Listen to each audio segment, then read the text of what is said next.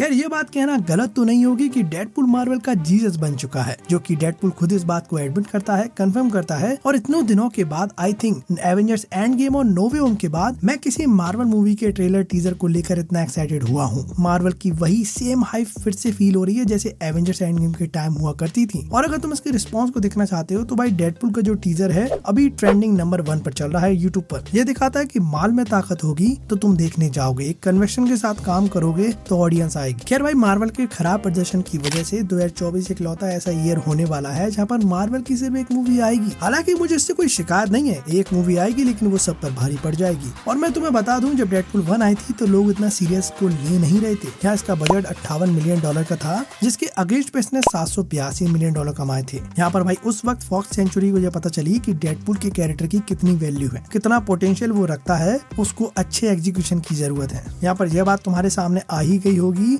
कि डेडपूल 1 के लास्ट की जो फाइट थी, जो एक्शन सीक्वेंसेस थे, उसमें गन का यूज होने वाला था। लेकिन क्या हुआ, इस मूवी का बजट थ्रेशोल्ड लिमिट पर आ गया था, जिसकी वजह से इसके बजट को पुश ना करते हुए मूवी में चीजें काटना शुरू कर दी। यहाँ पर तुमको याद है कि डेडपूल अपना गन का बैग दुपेंद्र की टैक्सी में भूल जाता है। वो कोई भूल नहीं थी, वो थी कंकाली। भाई इतना सारा एक्शन दिखाने में ना पैसा लगता है, लेकिन तुम काम कर रहे हो रियान रेनॉल्ड के साथ। उसने बड़े ही ह्यूमरस वे से इस चीज को हैंडल करा। वो एक मेमोरेबल चीज बन चुकी है आज के टाइम पर। किसी चीज के अनअवेलेबिलिटी के चक्कर में उसने कुछ अलग ही बना दिया। इसके बाद जब डेडपूल 2 रिलीज होती है, $110 मिलियन का बजट था, उसने भी $785 मिलियन कमाए थे। अब ये बात समझ में आती है कि डेडपूल की जो मूवी आएगी उसका जो बॉक्स ऑफिस कलेक्शन का रिकॉर्ड है वो बहुत सही है। और अगर तुम इसी में सोचो, अगर डेडपूल 3 में वुल्वरिन भी आ जाता है, वुल्वरिन की जो हाइप है भाई बहुत टाइम पहले की है। जब मार्वल धीरे धीरे बन रहा था तो लोग उस टाइम वुल्वरिन के फैंस बन चुके थे। तो तुम सोचो ये मूवी 1 बिलियन क्रॉस करने का पोटेंशियल रखती है और इवन कर भी सकती है। खैर इस मूवी को देखने के बहुत सारे रीजन है। पहला है आर रेटेड। देखो आर रेटेड पिछले वाले पार्ट भी थे, लेकिन ये डिज्नी का आर रेटेड होगा। डिज्नी का आर रेटेड लाइक ड्रीम्स, जो कि भाई अब सच होने वाले हैं। उसके बाद भाई डेडपूल की MCU में ऑफिशियल तरीके से एंट्री, जहाँ इसके लिए उसको अपना पुराना वाला यूनिवर्स छोड़ना पड़ेगा। और अब मैं भी मानू अगर लास्ट होते होते मूवी में अगर ये वापस नहीं आता है तो मैं मानू इसके लिए एक सैड एंडिंग होगी। क्योंकि तुम मानो अगर डेडपूल वापस नहीं जाता है तो वो सारे लोग उसकी राह देखते रहेंगे। यहाँ पर उसके बाद तीसरा आता है ना वुल्वरिन की एंट्री, वो भी येलो सूट के साथ, जो कि भाई कॉमिक एक्यूरेट सूट है। खैर ये येलो सूट कोई नई बात नहीं है,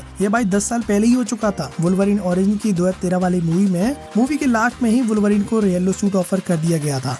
लेकिन भाई फॉक्स वालों के कुछ प्लान ऐसे टेढ़े वेढ़े चल रहे थे जिसकी वजह से वो पहन नहीं पाया। और जब तक उसके पहनने की बारी आई तब तक भैया ह्यू जैकमैन ने वुल्वरिन का कैरेक्टर ही छोड़ दिया, जो कि मैंने इतना एक्सपेक्ट नहीं करा था कि यार वो कैरेक्टर छोड़ देगा। लेकिन भाई जैसे ही ह्यू जैकमैन ने अनाउंस करा कि एज अ वुल्वरिन वो लौट रहे हैं, भाई साहब खुशी का ठिकाना नहीं था उस दिन। खैर तो फाइनली वुल्वरिन तो आ ही रहा है। ऊपर से भाई मल्टीवर्स का कांड इसमें बहुत सारे होने वाले हैं। एक मल्टीवर्सल थ्रेड भी देखने मिल सकता है। ऊपर से भैया टीवी भी इंक्लूड हो चुका है। और तुम जानते हो भैया लोकी सीरीज देख कर आए हैं, टीवी से कितना ही अपन कनेक्ट हो चुके हैं। खैर इतने सारे रीजन इस मूवी को देखने के, एक हो तो बताएं। ऊपर से भाई थैंक्स टू लोकी जिसने अपने ग्रैंड सेक्रीफाइस कर कर मल्टीवर्स के रास्ते खोले और उनकी स्टेबिलिटी की रिस्पॉन्सिबिलिटी भी लेकर बैठा हुआ है, जहाँ उसकी वजह से ही नो वे होम के इवेंट हो पाए, एक फैन सर्विस हमको देखने मिलती है, ऊपर से मल्टीवर्स और मैडनेस के इवेंट भी हो पाए, और भाई डेडपूल 3 के भी इवेंट उसी की वजह से हो रहे हैं। लेकिन भाई इन सब के बाद भी ये नहीं भूलना चाहिए कि 2009 की वुल्वरिन में ही वेड विल्सन वर्सेस वुल्वरिन हो चुका था। यहाँ पर यह लड़ाई कुछ ज्यादा लॉन्ग तो नहीं चली थी, लेकिन लास्ट में भाई उसकी गर्दन कटने के बाद भी वो जिंदा था। तो उसका भी कुछ करना चाहिए इन लोगों को, उसका भी कंक्लूजन निकालना चाहिए। हालांकि भाई डेडपूल पास्ट में जाकर अपने पास्ट सेल्फ उसी वर्जन को तो निपटा चुका है। यहाँ पर डेडपूल 2 के लास्ट में वो पीछे जाकर ग्रीन लैंटर्न को मार आया, हिटलर को निपटाया आया। इतने खतरनाक नेक्सस इवेंट तो ये खुद करके बैठा है। तो ये दिखाता है कि डेडपूल सच में कितना फक्ड अप कैरेक्टर है। अगर उसके हाथ कोई ऐसी चीज लग गई ना, पूरे यूनिवर्स की लगा देगा वो। और इसी चक्कर में वो है बहुत अनप्रेडिक्टेबल, और इसलिए अपन उसको पसंद करते हैं, क्योंकि अपन को पसंद है अनप्रेडिक्टेबल, जो कि अपन को इस कहने पे मजबूर करते कि भाई ये क्या कर दिया तूने। खैर इसके बाद 2 बड़े सवाल ये आते हैं कि भाई टीवीए को डेडपूल की जरूरत क्यों है। मतलब टीवीए पे यार मल्टीवर्स का एक्सेस है, वो कहीं भी जा सकते हैं यूनिवर्स में, किसी भी जगह किसी भी टाइम पर पहुंच सकते हैं। तो why Deadpool and why this particular Deadpool variant, इसी वेरिएंट की जरूरत क्यों है ना। खैर उससे भी बड़ा सवाल है कि टीवीए को उसकी जरूरत क्यों है। ये भी एक सवाल है जिस पर भाई विचार करना बनता है। तो एक एक करके थोड़ा बहुत समझने की कोशिश करते हैं कि टीवीए पे कोई ऐसा काम है जो उन पर नहीं हो रहा है। मैं मानूंगी टीवी की कुछ लिमिटेशन है जिसके बियॉन्ड वो कुछ काम इन लोगों से करवाना चाह रहे हैं।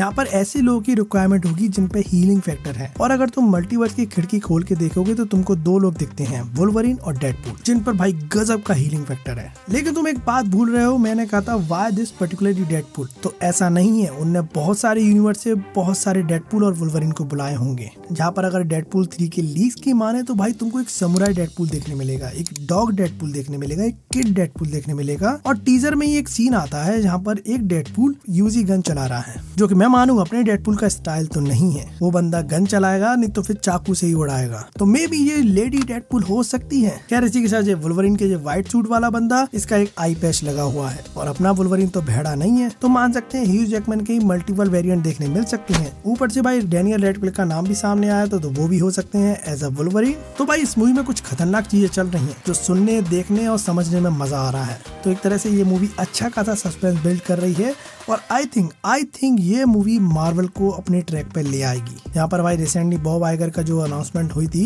कि यहाँ पर वो अब वॉल्यूम कम करने वाले हैं, क्वालिटी पे फोकस करेंगे। ऊपर से भाई डेयरडेविल का जो काम है वो अलग ही चल रहा है। यहाँ पर शायद मैंने तुम्हें बताया नहीं होगा कि पनिशर ने कहा कि पहले मुझे डेयरडेविल में मजा नहीं आ रहा था, लेकिन अब मजा आ रहा है, सारे लोग वापस आ रहे हैं, काम बिल्कुल पहले जैसा हो रहा है। वहाँ एक उम्मीद सामने नजर आ रही है कि मार्वल अपने काम पे वापस लौट रहा है। तुम क्या कहते हो इस बारे में?